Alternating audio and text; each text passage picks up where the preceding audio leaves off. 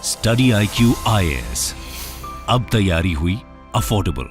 नमस्कार दोस्तों, I am sure कि आप सभी ने विवेक बिंद्रा का नाम सुना होगा। मोटिवेशनल स्पीकर कहे जाते हैं, लेकिन सुप्रीम कोर्ट के अंदर एक पिटीशन डाला गया है कि यहां पर उनके द्वारा एक बड़ा स्कैम हुआ है, जिसको लेकर सीबीआई जांच होनी चाहिए। और बड़ी खबर यह आई है कि सुप्रीम कोर्ट ने नोटिस जारी कर दिया है सेंट्रल गवर्नमेंट को, स्टेट गवर्नमेंट को, सीबीआई को कि आपका इस पर क्या कहना है। ये आप देख सकते हो खबर, court issues notice on plea seeking probe against scam by influencer Vivek Bindra. तो इसके बारे में हम डिटेल से जानेंगे कि क्या यहां पर सीबीआई जांच हो सकता है, यहां पर जो पिटिशनर्स हैं उन्होंने क्या आरोप लगाए हैं, काफी कुछ जानने को है। चलिए आगे बढ़ते हैं, लेकिन उससे पहले ध्यान रखिएगा, आप में से जो भी लोग यूपीएससी की प्रिपरेशन कर रहे हैं हमारे बैच को ज्वाइन कर सकते हैं, क्योंकि यहां पर आज सेल चल रहा है, जिसके तहत आप कोई भी कोर्स लेते हो, जैसे कि हमारा यूपीएससी बैच हो गया, जिसमें आपको लाइव क्लासेस मिलती हैं, पूरी कंप्लीट प्रिपरेशन कराई जाती है, 30 मंथ्स की वैलिडिटी होती है। तो आप हमारे वेबसाइट ऐप पर जाइए या फिर कमेंट सेक्शन में लिंक है और यूज करिए कोड अंकित लाइव, ताकि आपको मैक्सिमम डिस्काउंट भी मिल जाएगा। और इसके अलावा अगर आप एमसीक्यूज अटेम्प्ट करना चाहते हैं तो मेरे इंस्टा पेज पर जा सकते हैं, वहां पर स्टोरीज में जितने भी एमसीक्यूज हैं उसको आप अटेम्प्ट कर पाएंगे।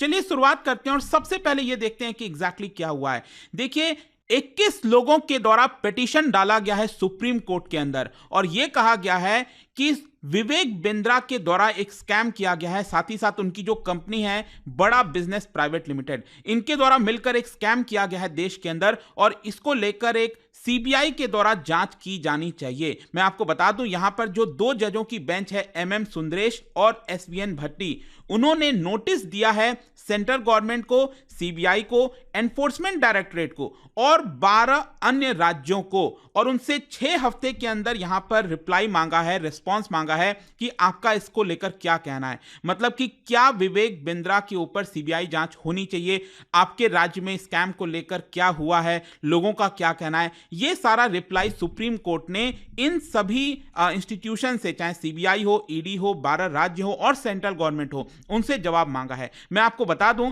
यहां पर जो 21 पिटिशनर्स हैं उसमें शुभम चौधरी भी हैं। उनके द्वारा यहां पर कहा गया है कि उनका हार्ड अर्न मनी, मतलब कि ये जो 21 पिटिशनर्स हैं ना, जो 21 लोगों ने पिटीशन डाला है, उन्होंने कहा है कि उनका खुद का कमाया हुआ पैसा बेकार चला गया, क्योंकि यहां पर जो विवेक बिंद्रा है और उनका जो बिजनेस है, उनका जो काम है बड़ा बिजनेस प्राइवेट लिमिटेड, उनके द्वारा स्कैम किया गया। ये चेन लाइक स्कीम यहां पर लाई गई, उनका तो पैसा गया ही गया, फिर हजारों लोगों का देश के अंदर जो पैसा है वो स्कैम के अंदर चला गया है। और पिटिशनर्स की तरफ से अगर आप देखोगे, जो 3 एडवोकेट्स हैं उन्होंने यहां पर पिटीशन डाला, और वो एडवोकेट हैं विकास सिंह, विकास नागवान, योगेश अग्रवाल। इन्होंने मिलकर 21 लोगों के द्वारा जो पिटीशन डाला गया उसको रिप्रेजेंट किया। खैर, पहला क्वेश्चन तो आपके मन में यह आएगा, शायद आप में से हो सकता है शायद कोई लोग ना जानते हो, लेकिन ये काफी ज्यादा चर्चा में चल रहा था कुछ दिन पहले कि ये पूरा विवेक बिंद्रा वाला जो पूरा मामला है वो सामने कैसे आया। देखो, आपने सुना होगा, एक और मोटिवेशनल स्पीकर हैं, यूट्यूबर हैं, संदीप माहेश्वरी। उन्होंने कुछ महीने पहले एक वीडियो रिलीज किया था और इस वीडियो का टाइटल था बिग स्कैम एक्सपोज्ड, और उसके अंदर एक तरह से आरोप लगाया जा रहा था कि कैसे देश के अंदर मल्टी लेवल मार्केटिंग करके स्कैम चलाने की कोशिश की जा रही है। देखो, स्टार्टिंग में उन्होंने अपने वीडियो में विवेक बिंद्रा का नाम नहीं लिया था, लेकिन क्या होता है, विवेक बिंद्रा खुद ही अपनी तरफ से रिप्लाई कर देते हैं और इसी की वजह से यह पूरा मामला काफी ज्यादा बड़ा हो जाता है। तो एक तरह से संदीप माहेश्वरी ने अपने वीडियो के अंदर आरोप लगाया और कहा कि करीब करीब ये जो पूरा स्कैम है वो 500 करोड़ तक का हो सकता है, और ये बोला गया कि यहां पर जो स्टूडेंट्स हैं उनसे पैसे लिए जाते थे विवेक बिंद्रा के द्वारा, और एक तरह से उनको चीट करने की कोशिश की जाती थी। और आप ये देख सकते हो, संदीप माहेश्वरी फाइट 500 करोड़ स्कैम, ऐसा यहां पर आरोप लगाया गया। और इसके रिप्लाई में जो विवेक बिंद्रा है उन्होंने कहा कि मैंने कोई भी गलत काम नहीं किया, उन्होंने चैलेंज भी किया संदीप माहेश्वरी को। लेकिन इसके अलावा भी मैं आपको बता दूं कि विवेक बिंद्रा के ऊपर जो परेशानी है वो खत्म नहीं हुआ। कुछ महीने पहले एक और खबर आई थी कि वो एक तरह से मारपीट कर रहे थे अपने पत्नी के साथ। कुछ ही दिन पहले शादी हुआ था और अचानक से उनके बीच में फाइट होने लग गया। इसको लेकर जो उनकी वाइफ के ब्रदर हैं उन्होंने नोएडा में पुलिस के पास कंप्लेंट कंप्लेन भी दर्ज कराई थी। तो ये सारे मामले चल रहे थे। खैर, अब मैं वापस आता हूं इस मुद्दे पर कि जो पिटिशनर्स हैं, देखिएगा ये स्पेलिंग गलत हो गया है, पोर्शनर्स नहीं है, ये पिटिशनर्स होगा, ठीक है। पिटिशनर्स, जो पिटिशनर्स हैं, उन्होंने यहां पर क्या बोला है?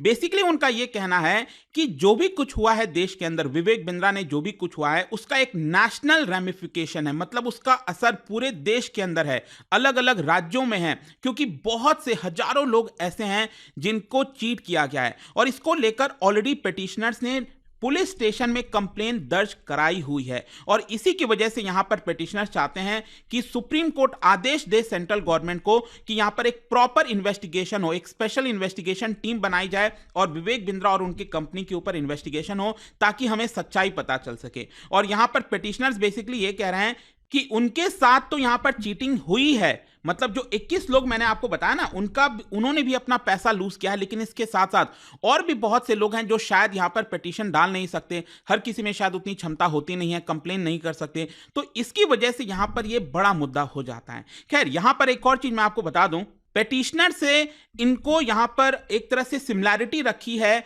नोएडा में एक और बड़ा पोंजी स्कैम हुआ था, अगर आपको याद हो, 26 साल का एक व्यक्ति था, बीटेक ग्रेजुएट था, अनुभव मित्तल।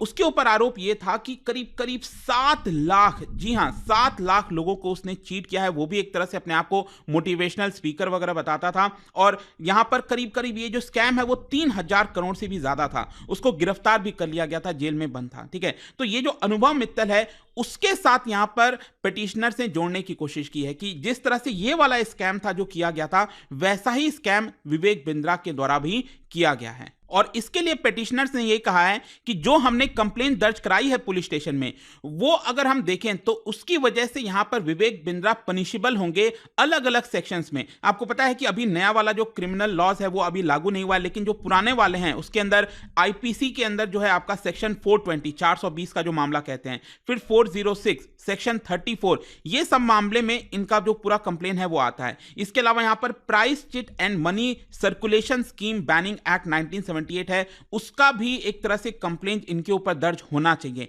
ऐसा पिटिशनर्स कह रहे हैं। और साथ ही साथ यह भी बोला गया है कि डिस्पाइट सबमिटिंग रिटन कंप्लेंट्स, देखो यहां पर पिटिशनर्स ये कह रहे हैं कि हम सुप्रीम कोर्ट हमें तब आना पड़ा क्योंकि हमने बहुत पहले ही जो पुलिस के पास कंप्लेन है अलग अलग राज्यों में वो ऑलरेडी कर दिया था, लेकिन उसके बावजूद भी यहां पर पुलिस ने एक्शन नहीं लिया है और इसीलिए हम चाहते हैं कि यहां पर सीबीआई के द्वारा जांच हो। लेकिन क्वेश्चन यहां पर यह आता है कि आखिरकार विवेक बिंद्रा के ऊपर कौन सा केस होता है, मतलब उन्होंने एग्जैक्टली क्या किया है, उनका मॉडस ऑपरेंडी क्या था एग्जैक्टली।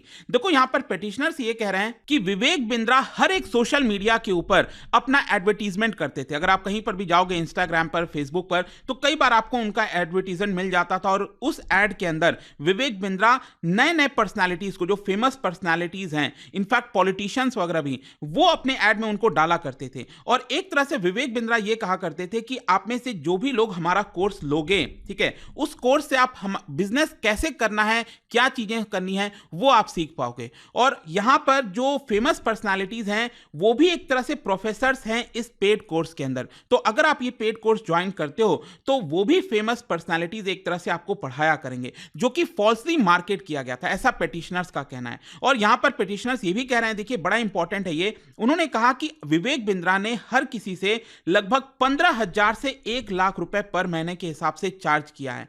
और यहां पर विवेक बिंद्रा ने प्रॉमिस किया था, जब वो कोर्स बेच रहे थे तो उन्होंने प्रॉमिस किया था कि अगर आप यहां पर, अच्छा सॉरी, यहां पर बेसिकली विवेक बिंद्रा ये कह रहे हैं कि आप अगर हमारे कोर्स को लेते हो तो आप जो भी बिजनेस करोगे, आप मतलब लगभग 15,000 से 1 लाख रुपए हर महीने कमा सकोगे हमारे कोर्स को लेकर। और अगर आप ये कमा नहीं पाते हो, मतलब 15,000 रुपए से 1 लाख रुपए हर महीने नहीं कमा पाते, तो हम आपका पूरा कोर्स का जो फी है वो आपको रिफंड कर देंगे, पूरा फी रिफंड कर देंगे। तो एक तरह से पिटिशनर्स ये कह रहे हैं कि जब यहां पर इस तरह के क्लेम किए गए, जो कि ऑब्वियस सी बात है गलत है, कोई भी इस तरह के क्लेम तो कर ही नहीं सकता कि आप गारंटीड रिटर्न पाओगे, इतना रिटर्न आपको मिलेगा ही मिलेगा, ऐसा तो पॉसिबल ही नहीं है, राइट। तो यहां पर जो क्लेम किया गया कि एक तरह से हम आपको पूरा जो फी है वो रिफंड करेंगे, तो वो वाला फी एक तरह से रिफंड होना चाहिए, ऐसा पिटिशनर्स चाहते हैं। और सिर्फ यही नहीं, यहां पर एक और चीज ध्यान रखिएगा पेटिशनर्स ये कह रहे थे कि विवेक बिंद्रा यूट्यूब चैनल पर 10 दिन का MBA प्रोग्राम भी चलाते थे और उससे यहां पर यंगस्टर्स को अट्रैक्ट करने की कोशिश करते थे और उसी के दबाव में जो यंगस्टर्स हैं वो लोभ में आ जाते थे और वो कोर्स को परचेस कर लेते थे और फाइनली जब वो कोर्स परचेस करते थे उनको ऐसा कुछ रिटर्न नहीं आता था, तो इसकी वजह से हजारों लाखों लोगों की जो कमाई है वो एक तरह से वेस्ट हो गई है। तो ये पूरा मामला है। खैर, यहां पर मैं आता हूं MLM स्कीम को लेकर। जो मैंने आपको स्टार्टिंग में बताया था ना कि संदीप माहेश्वरी ने आरोप लगाया है कि ये एक तरह का पिरामिड स्कीम है, तो ये मल्टी लेवल मार्केटिंग स्कीम के अंदर में आता है। देखो, मैं ये नहीं कह रहा हूं कि मल्टी लेवल मार्केटिंग स्कीम के सारे जितने भी होते हैं वो फ्रॉड होते हैं, ऐसा नहीं है। देखो, मल्टी लेवल मार्केटिंग में अगर आप देखोगे तो ये पिरामिड टाइप स्ट्रक्चर कमीशन आपको देखने को मिलेगा। मतलब सबसे ऊपर पिरामिड में एक पर्सन होता है जो इसको चलाता है, फिर उसके अंदर में 2 होते हैं। तो क्या होता है, यूजुअली जो स्टार्टिंग वाले लोग होते हैं उनको तो बेनिफिट्स हो जाता है, लेकिन जो नीचे वाले पर्सन हैं उनको एक तरह से पूरा लॉस हो जाता है। ठीक है, तो ये एक तरह से पिरामिड स्कीम हुआ। MLM is a legitimate sales approach. जैसे कि अगर आप देखिए, अगर मान लो कोई प्रोडक्ट है, अगर प्रॉपर प्रोडक्ट है तब तो ठीक है, वो MLM ठीक है। जैसे कि आपने एमवे का नाम सुना होगा, या फिर मैं आपको एक और एग्जांपल बताऊं तो आपने टपरवेयर सुना होगा, बॉटल्स वगैरह जो मिलती हैं। तो उसमें भी क्या होता है, वो कंपनी ने क्या किया, एक तरह से यहां पर घर घर में औरतों को एक तरह से आपका बोल दिया है कि अगर आपको प्रोडक्ट लेना है तो वो भी ले सकते हो, लेकिन अगर आप दूसरों को प्रोडक्ट बेचोगे, क्योंकि आप समझिए महिलाओं का काफी बड़ा नेटवर्क होता है सोसाइटी वगैरह में, तो वो एक दूसरे को इन्फ्लुएंस कर सकती हैं। तो यहां पर जो टपरवेयर है उन्होंने कहा कि महिलाओं को कि अगर आप किसी को ये प्रोडक्ट बेचते हो हमारा टपरवेयर, तो आपको भी कुछ कमीशन उसमें मिल जाएगा। तो उसी तरह से मतलब कि क्या होता है कि आपने बेचा तो उसके अंडर में आए, फिर वो जो पर्सन है वो भी इस स्कीम में आया तो वो भी किसी और को बेचेगा तो उसको भी प्रॉफिट हो जाएगा। तो ये जो पूरा स्कीम होता है वो उसको हम पिरामिड स्कीम कहते हैं। लेकिन जैसा मैं आपको बोल रहा था कि सभी multi level marketing schemes fraud नहीं होते हैं, कुछ उसमें से फ्रॉड होते हैं। लेकिन क्वेश्चन ये है कि ये आखिरकार एग्जिस्ट कैसे करना है। देखो, कई सारे लूप होल्स हैं, हमारे लॉज वगैरह में कुछ चेंजेस तो किए गए हैं, लेकिन उसके बावजूद भी कुछ लूप होल्स हैं जिसका फायदा उठाया जाता है और वो अभी भी एग्जिस्ट करते हैं। जैसे कि मैं आपको एग्जांपल बताता हूं, रिसेंटली रिपोर्ट आया था, उसमें बताया गया कि पिछले 5 वर्षों में अगर आप देखोगे तो देश में सबसे ज्यादा 2023 में मल्टी लेवल मार्केटिंग स्कीम्स नहीं आई हैं। जो न्यू पिरामिड स्कीम है वो सामने आई है। ये आप देख सकते हो 2023 में 400 से ज्यादा आपको स्कीम्स देखने को मिलेंगी, और इसके पहले पिछले 5 साल का आप देख सकते हो कि करीब 250, 300, 350 इस तरह से आपको देखने को मिलता है। लेकिन 2023 में करीब 400 से भी ज्यादा स्कीम्स थी, और अभी करंट में बताया जाता है रिपोर्ट के आधार पर कि 4000 से ज्यादा जो पिरामिड स्कीम्स हैं इस तरह की वो एग्जिस्ट करती हैं देश के अंदर, और इसमें बहुत सारी जो हैं वो फ्रॉड हैं। ठीक है, तो लेट्स सी आगे क्या होता है, बट आई होप कि आपको समझ में आ गया होगा ये पूरा मामला है क्या, सुप्रीम कोर्ट ने क्यों इशू, अभी क्या है कि कोई सीबीआई जांच नहीं हो रही है, लेकिन जस्ट एक नोटिस जारी किया है, पूछा है सेंट्रल गवर्नमेंट से कि क्या यहां पर हमें कोई जांच वगैरह करनी है, क्या होगा, ये सुप्रीम कोर्ट ने जवाब मांगा है। देखते हैं। जाने से पहले एक इंटरेस्टिंग क्वेश्चन, क्या बता सकते हो इन चारों जगहों में से कौन सा जगह ऐसा है जहां पर करेंसी का प्रिंटिंग नहीं होता? हमारे देश का, भारत का जो करेंसी है उसकी प्रिंटिंग नहीं होती है इन चारों जगहों में से। इसका राइट आंसर आप सबको पता है, मेरे इंस्टाग्राम पर तो मिलेगा ही, वहां पर अगर आप नहीं हो कोई बात नहीं, टेलीग्राम से ले सकते हैं इसका सही उत्तर। मैं कई सारे जो एमसीक्यूज हैं वो यहाँ पर स्टोरीज में डालता रहता हूं। अगर आपको पीडीएफ चाहिए तो टेलीग्राम पर आइए, अलग अलग सोशल मीडिया पर आप जुड़ पाओगे। और जैसा मैंने आपको बताया, अगर आप यूपीएससी की तैयारी कर रहे हैं, कोई भी बैच चाहते हैं, you can just use this code Ankit live, ताकि आपको मैक्सिमम डिस्काउंट मिल जाए। आई होप की वीडियो आपको पसंद आया होगा। मिलता हूं आपसे next time. Till then, thank you very much, see you soon. Study IQ IAS, अब तैयारी हुई अफोर्डेबल।